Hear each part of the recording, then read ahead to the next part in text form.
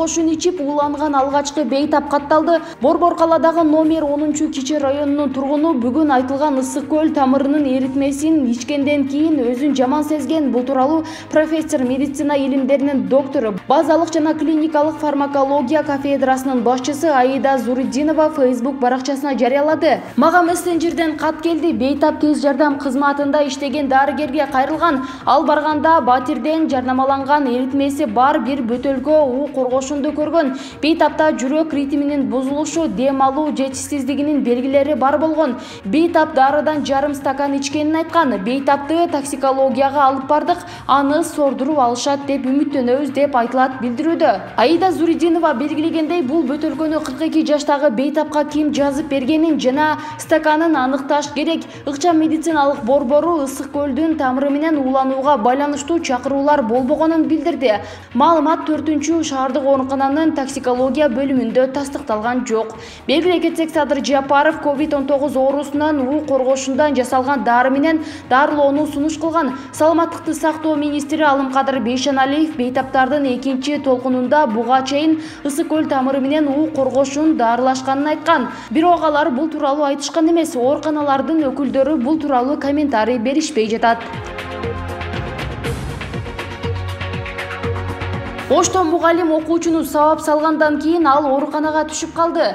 Ош облусунда Кара Суу районунда сабалган ооруканага түшкөн окуучу боюнча иш тергелип жатат. Бул тууралуу 17 апрелде облустук ички иштер башкармалыгынын басма сөз кызматынан кабарлашты. Маалыматка ылайык, окуя 13 апрелде Кара Суу районунун 30 адыр айыл аймагына караштуу Кара Дөбө айылында болгон. Сабак учурунда мугалим окуучуга кол көтөргөндөн кийин 8 класстын окуучусу аймактык ооруканага түшкөн. Милиция ал окуучу дене тарбия мугалиминин уур токмогуна кабылганын билдирди. Дене тарбия мугалими эмне үчүн журналды карайсың деп окуучуну эки колу менен кулагынан чоюп уруп денесине жаракат келтирген. Бул факты Кара Суу райондук милициясында жоруктардын кодексине 66 беренесинин 1-бөлүмү ден соолукка жеңил зыян келтирүү менен катталып, сотко чейинки териштирүү иштери жүрүп жатат. Айыпталып жаткан мугалим же мектеп администрациясы окуя тууралуу азырынча комментарий бере элек.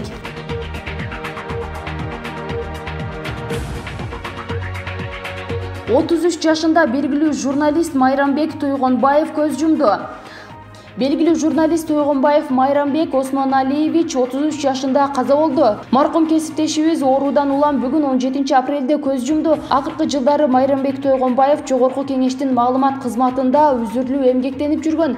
Ал 1987 жылы 29 апрелде Нарын облусунун Ат Башы районунун Большевик айылында туулган. Майрамбектин кесиптештерине, анын жакындарына терең кайгыруу менен көңүл айтабыз. Аза кайгысын тең бөлүшөбүз.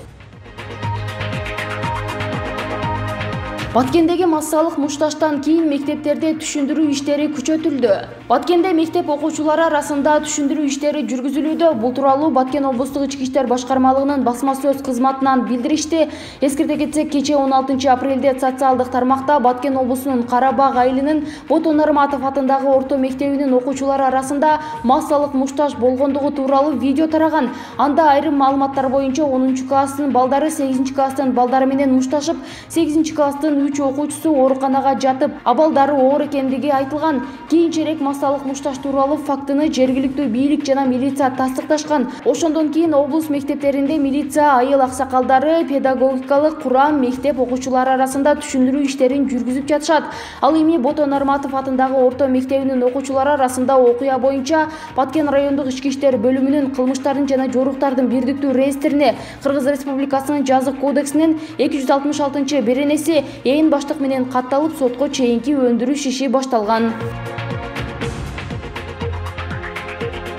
Өкмөт дарыгерлердин айлыгын көбөйтүү маселеси шартка жараша чечилет. Өкмөт дарыгерлердин айлыгын көбөйтүү боюнча маселени өлкөнүн мүмкүнчүлүгүнө карап чече алат. Бул тууралуу 16 апрелде Бишкекте нараазычылык акциясына чыккан медицина кызматкерлеринин өкүлү менен жолугушууда биринчи вице-премьер-министр Артем Новиков билдирди. Новиков жумуштан коронавирус жугузуп алган дарыгерлерге кенемте төлөө маселеси боюнча атайын комиссия иштеп жатканын, бардык көйгөйлөр 17 апрелде Саламаттыкты сактоо жана социалдык өнүктүрүү министрлигинде өтө турганын, жолугушууда талкууланаарын айтты. 16 апрелде маяна көбөйтүү, кенемте төлөө жана оорудан коргоо коопсуздук көйгөйлөрүн айткан дарыгерлер тобу жогорку кеңештин алдына чыгышкан. Кыргызстанда коронавирус 90 миңден ашуун адамга жукту. Алардын 1,5 миңи каза болду. Оорунун жугузуп алгандардын 4,3 миңи медицина кызматкерлери. Бул оорудан каза болгон дарыгерлердин саны 100дөн ашат.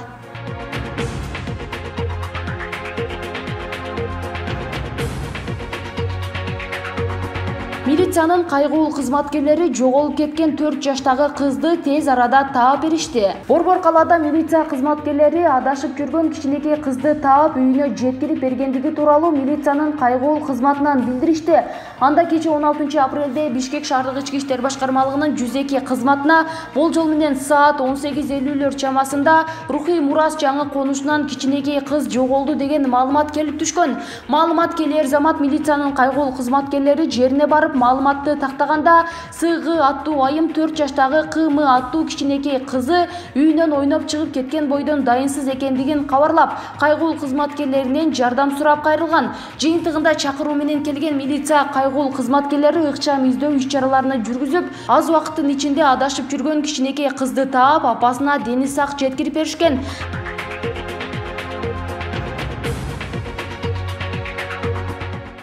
18 апрелдин аба ырайы. 18 апрелде түнкүсүн Баткен облусунун көпчүлүк аймактарында, Ош, Жалал Абад облустарынын кээ бир райондорунда жаан, тоолорунда кар жаайт. Калган аймактарда жаан-чачын жаабайт. Күндүз Чүй, Ош, Жалал Абад, Баткен, Нарын облустарынын көпчүлүк жерлеринде, Талас, Ысык Көл облустарынын кээ бир райондорунда маал менен жаан, тоолуу аймактарында кар жаайт. Бийик тоолордо жолдор тайгак болот. Батыш тараптан келген шамалдын ылдамдыгы секундасына 4-9 метрге, кээ бир райондордо 15-20 метрге жетет. Бишкекте түнкүсүн жаан-чачын жаабайт, күндүз жаан жаашы ыктымал. Абанын температурасы түнкүсүн 7-9, күндүз 19-21 градус болот.